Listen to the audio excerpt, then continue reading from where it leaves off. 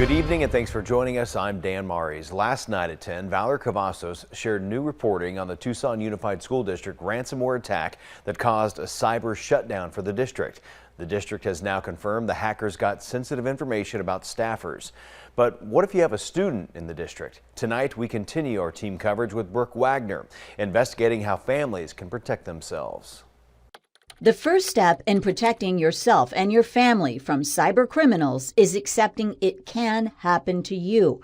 Though TUSD has not yet confirmed student information was accessed by hackers, without evidence to the contrary, it's smart to operate as if it was. You need to assume the worst and think, if this information, whether it's about myself or whether it's about my young child, if this information were to get in the wrong hands, could that cause a problem? And, a lot of times the answer is yes. Teresa Murray with the U.S. Public Interest Research Group says the next step is to take stock of which data the school may have had for your family or even for emergency contacts. You don't want to scare people, but you don't want them to be open to fraud.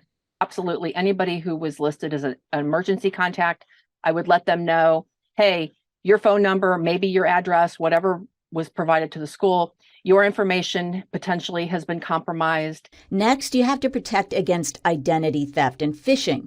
Tech Talk Radio's Andy Taylor says what cyber thieves really want to do is be you, impersonate you convincingly enough to gain the trust of your personal connections, your financial institutions, or service providers.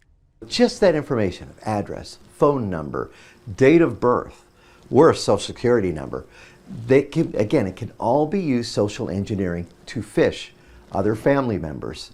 It's not an easy conversation, but it's important to discuss with any possible contacts in your student's file why they might be vulnerable and what to look for. And somebody could call from the school, might not be the school. So again, check and double check and verify just to be safe.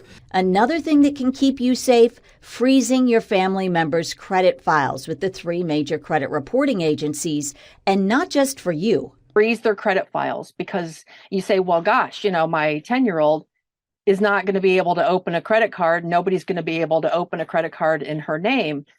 Believe me, it has happened.